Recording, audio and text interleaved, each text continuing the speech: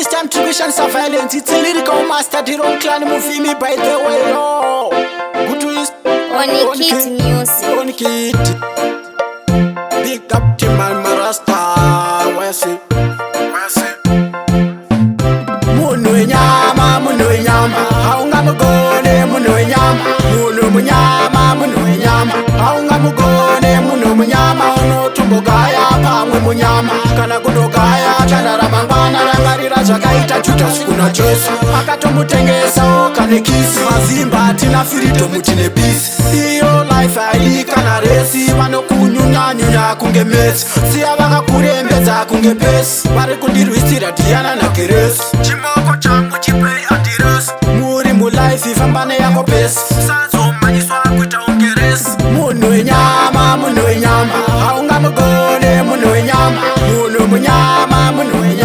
haunga mugone, munu munyama, unotumbogaya pamwe munyama, kana kudogaya, chana ramangwana, rangarira chakaita chuta sikuna Jesu, akatomutengesa kanekisi, zviri zvelife indotoenda tenzi, ndiye andipaka ichi chansi, katina matei ngatipembererei, sigi wedu ndianotipa iyo pei, ndiri mune wenyama ndinokundikai, pandatadza ndionesei, vavengi vangu murisei, munu wenyama, haunga mugone, munu wenyama,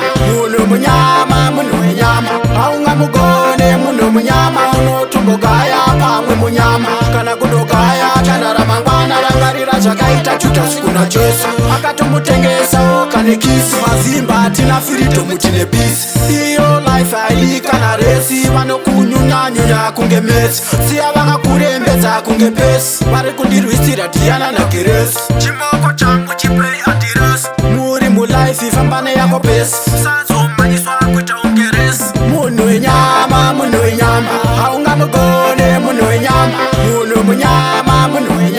haunga mugone, munu munyama, unotumbogaya pamwe munyama, kana kudogaya, chana ramangwana, rangarira chakaita chuta sikuna Jesu, akatomutengesa kanekisi.